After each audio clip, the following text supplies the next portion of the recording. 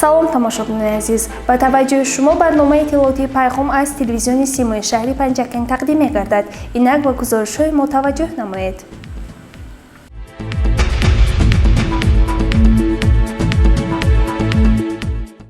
таҳти роҳбарии раиси шаҳр Абдухолиқ Холиқзода маҷлиси ҳафтавори мақомоти иҷроии ҳокимияти давлатии шаҳр баргузор гардид. Ба гузориши мо таваҷҷӯҳ намоед. маҷлиси ҳафтаинаи мақомоти иҷроии ҳокимияти давлатӣ таҳти роҳбарии раиси шаҳр Абдухолиқ Холиқзода баргузор гардида, дар он чанд масъалаи муҳими шаҳру шаҳрдорӣ мавриди муҳокима ва хулосабарорӣ қарор гирифтанд. Дар ҷаласа нахуст масъалаи кадрҳо баррасӣ гардида, Раъно Абдуллоева, сардухтури беморхонаи марказӣ ва Хайём Каримов, мудири шӯъбаи сармоягузорӣ ва амволи давлатӣ таъин гардиданд. Санаи 21 декабри соли 2021 соати 10 паёми солонаи асосгузори сулҳу ваҳдати миллӣ пешвои миллат Президенти Ҷумҳурии Тоҷикистон муҳтарам Эмомалӣ Раҳмон ба Маҷлиси Олии Ҷумҳурии Тоҷикистон ироа мегардад. Раиси шаҳр масъулонро вазифадор намуд то рафти баргузории паёми Президенти Ҷумҳурии Тоҷикистонро ки тавассути ҳамаи шабакаҳои телевизионӣ ва радиоӣ мустақиман пахш мегардад, дар ҳамаи корхонаву ташкилотҳо, муассисаҳои таълимӣ то мактабӣ ва олии касбӣ тамошо кунанд. ҳамзамон аз ҷониби раиси шаҳр Абдухолиқ Холиқзода ба масъулини тамоми соҳаҳо новобаста аз шакли моликияташон супориш дода шуд ки барои истиқболи соли нави мелодӣ музди маоши кормандони соҳаҳо то санаи 25 декабри соли 2021 пардохт карда шавад. Баъдан масъалаҳои омодагӣ ба пешвози раиси вилояти Суғд муҳтарам Раҷаббой Аҳмадзода, андоз, обуна ба рӯзномаҳу маҷаллаҳо, нақшаи кории мақомоти иҷроии ҳокимияти давлатии шаҳр барои соли 2022, баргузории озмунҳо барои дарёфти стипендияи раиси шаҳри Панҷакент, баррасии муроҷиати шаҳрвандон, ҷамъбасти солҳои 2019-2021 ҳамчун солҳои рушди деҳот, сайёҳӣ ва ҳунарҳои мардумӣ, киштии картошка, шинонидани дарахтон, бунёди боғи интенсивӣ дар ҷамоати деҳотӣ Саразм, амнияти озуқаворӣ, нақшаи чорабиниҳо бахшида ба соли нави мелодӣ, фаъол гардонидани сомонаҳои расмии корхонаҳо, таъмини амнияти иттилоотӣ дар минтақа, гирифтани ваксина, тоза намудани шаҳр аз сагҳои дайду ва чанд масъалаҳои муҳими шаҳру шаҳрдорӣ муҳокима ва роҳбарони соҳаҳои мухталиф барои иҷроиш вазифадор карда шуданд. Гузориши Сабрина Акрам ва Вайс Молҷон Холов.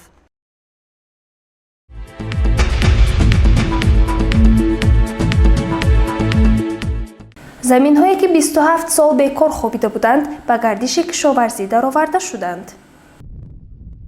истифодаи мақсадноки ҳар қитъа замин ва гирифтани ҳосили баланд боис мегардад ки аҳолӣ бо маводи ғизоӣ таъмин бошаду корхонаҳои саноатӣ бо маҳсулоти хом. ин раванд ҳамчунин боиси тақвияти иқтидори содиротии мамлакат низ мегардад. инро ба инобат гирифта дар паёми Президенти Ҷумҳурии Тоҷикистон ба Маҷлиси Олии Ҷумҳурии Тоҷикистон таъкид гардид ки роҳбарияти вилоят, шаҳру ноҳияҳои мамлакат вазифадор карда шаванд ки майдони кишти маҳсулоти кишоварзӣ ва боғотро ба маротиб зиёд намоянд. бояд гуфт ки дар солҳои соҳибистиқлолӣ ба соҳаи кишоварзӣ ҳамчун соҳаи муҳим барои иқтисоди миллӣ диққати махсус дода шуда, дар самти такмили қонунгузории соҳа тадбирҳои амалӣ анҷом дода шудааст. дар шаҳри Панҷакен низ дар ин замина тадбирҳои зарурӣ амалӣ карда мешавад. аз ҷумла барои мақсаднок истифода бурдани заминҳои бекорхобида тибқи дастури роҳбарияти олии мамлакат дар мавзеи дашти қозии ҷамоати деҳоти ёрии шаҳри Панҷакен бо мусоидати мақомоти иҷроияи ҳокимияти давлатии вилояти Суғд ва шаҳр беш аз 180 гектар замине ки 27 сол боз бекор хобида буд ба гардиши кишоварзӣ ворид карда мешаванд. барои ба гардиши кишоварзӣ ворид намудани ин заминҳо системаи обёрии онҳо низ ба нақша гирифта шудааст. бо назардошти он ки обёрии ин мавзеъ аз сои деҳаи Киштудак обёрӣ кардани он ғайриимкон аст, бо маблағгузории мақомоти иҷроияи ҳокимияти давлатии вилоят ки 3,5 миллион сомониро ташкил медиҳад, аз дарёи Зарафшон тариқи қубурҳои обгузари қутрашон 300 мм об бароварда мешавад. оби мазкур аз масофаи 1300 метр оварда мешавад. айни ҳол корҳо дар ин самт оғоз гардиданд. бо назардошти он ки соҳаи боғдорӣ дар ин мавзеъ ояндадор аст, дар заминҳои барои обёрӣ пешбинишуда дар 50 гектар чормағз, 35 гектар сиёҳолу, 26 гектар ангури нави суғдиён ва 16 гектар себ дар ҳамкорӣ бо кишоварзони Ҷумҳурии Ӯзбекистон шинонида ва парвариш карда мешавад. боғҳои мазкур дар соли 2022 ба нақша гирифта шуданд ва айни ҳол бо истифода аз техникаҳои соҳавӣ, махсусан тракторҳои тасмачарх, заминҳо барои бунёди боғ омода карда мешаванд. бо назардошти он ки ҷумҳурии тоҷикистон дар давраи гузариши иқтисодиёти бузургонӣ қарор дорад ва ин гузариш аз корхонаҳо баланд бардоштани самаранокии истеҳсолот, мукаммалгардонии механизми низоми соҳаи кишоварзӣ, аз он ҷумла заминистифодабарандагони онро тақозо менамояд. талош барои истифодаи замин ва мутобиқ ба таъинот истифода намудани қитъаи замин муҳим дониста мешавад. самаранок истифода бурдани замин, истифода аз тухмиҳои серҳосил, зиёд намудани истеҳсоли маҳсулот аз нақшаҳои аслии хоҷагидорони шаҳру деҳот маҳсуб меёбанд, ки ба андешаи онҳо боис мегардад ки майдони кишт васеъ гардида аҳолӣ бо маводи ғизоӣ таъмин шаванд. ҳамчунин барои самаранок истифода бурдани заминҳо байни боғот, кишти ғалладонагӣ ва дигар зироат низ ба роҳ монда мешавад. деҳқонони соҳибтаҷрибаи шаҳру деҳот хуб дарк кардаанд ки иқлими мувофиқ ва замини ҳосилхез доранд.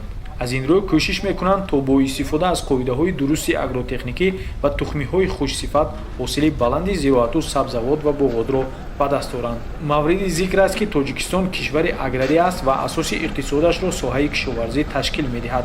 самаранок истифода бурдани замин, истифода аз тухмиҳои серҳосил, зиёд намудани истеҳсоли маҳсулот ва ба гардиши кишоварзӣ ворид намудани заминҳои бекорхобида боис мегардад ки майдони кишти зироатҳои гуногун ва боғу тогзор васеъ гардида аҳолӣ ба маводи ғизоӣ таъмин мегардад. баробари ба гардиши кишоварзӣ ворид гардидани заминҳо 400 нафар сокинони ҷамоати деҳотӣ ёрӣ аз ҷумла деҳаҳои дашти қозӣ ва киштюдак соҳиби саҳми замин ва ҷойи кори доимӣ мегарданд. барои шудгори заминҳо техникаҳои тасмачарх ҷалб карда шуданд то кишт бо сифат омода ҳосили баланди соли оянда кафолат дода шавад. тавре мегӯянд замин ҳам мехӯронад ва ҳам мепӯшонад. ин аст ки хоҷагидорон бо як меҳри беандоза нисбат ба замин ба меҳнати созанда машғуланд ва талош мекунанд то ба гирифтани ҳосили баланд дар баробари ғанӣ гардонидани бозори истеъмолӣ бо сабзавоти тару тоза, ҳамчунин сатҳи зиндагии худро низ боло бардоранд. кишоварзон бо истифода аз тамоми имконот дар таъмини амнияти озуқавории кишвар саҳми муносиби худро мегузоранд.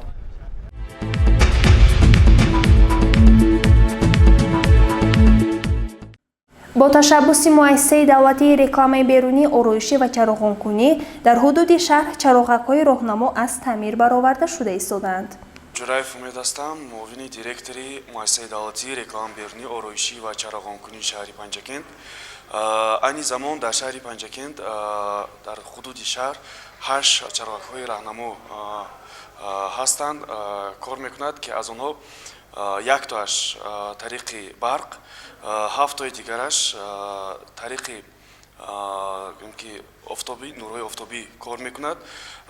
айни замон 3 онҳо корношаям шудагӣ буданд ки корҳои таъмирӣ рафта истодааст ва 2 онҳоро аллакай мо таъмир кардем ва рӯзҳои наздик 1 боқимондаашро низ таъмир карда месупорем ки ҳамаи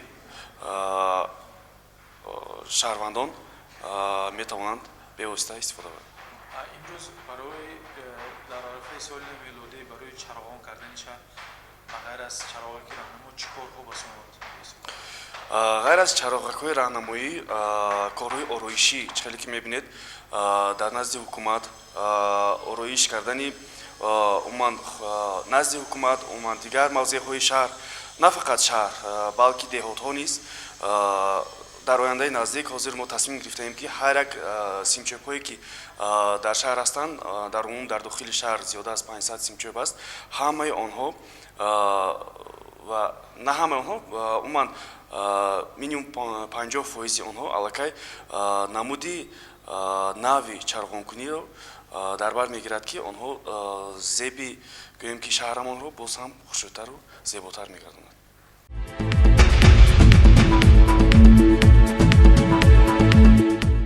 3 нафар хушхатнависон аз муассисаи таҳсилоти миёнаи умумии рақамисӣ ба даври шаҳрии озмуни телевизионии ҳусни хати беҳтаринро хат гирифтанд. телевизиони симо иқдом гирифтааст баҳри дарёфт ва рушди истеъдодҳо миёни хонандагони муассисаҳои таълимии шаҳру деҳоти Панҷакент озмуни телевизионии ҳусни хати беҳтаринро баргузор намояд. даври мактабии озмун дар муассисаи таҳсилоти миёнаи умумии рақамисӣ баргузор гардид. муассисаи мазкур дар қатори дигар муассисаҳои таълимии шаҳр яке аз муассисаҳои пешқадам ба ҳисоб рафта дар 30 соли истиқлолият ба дастовардҳои зиёде ноил гардидааст. дар муассисаи таҳсилоти миёнаи умумии рақами 3 832 нафар хонанда таҳсил менамояд. дар соли хониши 2021-2022 хонандагони синфи 11 Ҷӯраев Соҳибҷон ва Нилуфарзиёева гирандаи стипендияи президентӣ гардиданд. хонандаи синфи 9 Холиқова Маҳиноз дар озмуни вилоятӣ ва ҷумҳуриявии фуруғи субҳидонои китоб аст иштирок намуда сазовори ҷои ифтихорӣ гардид. ҳамчунин 11 нафар хонандагони муассиса дар олимпиадаи байналмилалӣ иштирок карда соҳиби ҷойҳои намунавӣ гардиданд. маъмурияти муассисаи мазкур тасмим гирифтааст толори маҷлисгоҳи муассисаро ки аз соли 1994 инҷониб ба таъмир ниёз дошт ба таври замонавӣ ободу таъмир намуда дар арафаи ҷашни наврӯзи соли 2022 ба истифода диҳад. инчунин дар назар аст дар ин миён майдончаи варзишӣ низ сохта ба истифода дода шавад.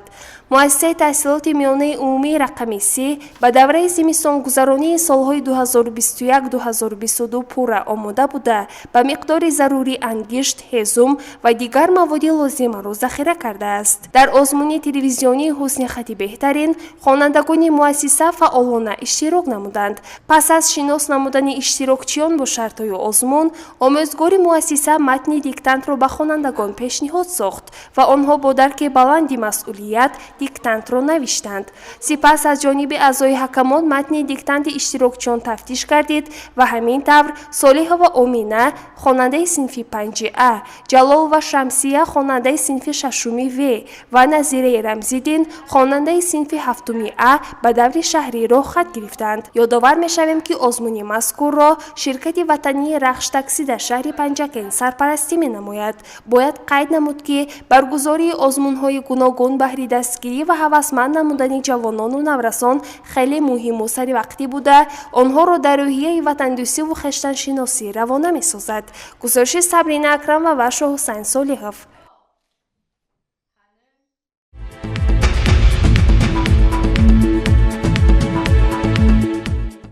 тамошобинони азиз, дар ҳамин ҷо барномаи иттилоотии пайғом ба анҷом мерасад. то барномаҳои навбатӣ саломату сарбаланд бошед. хайр.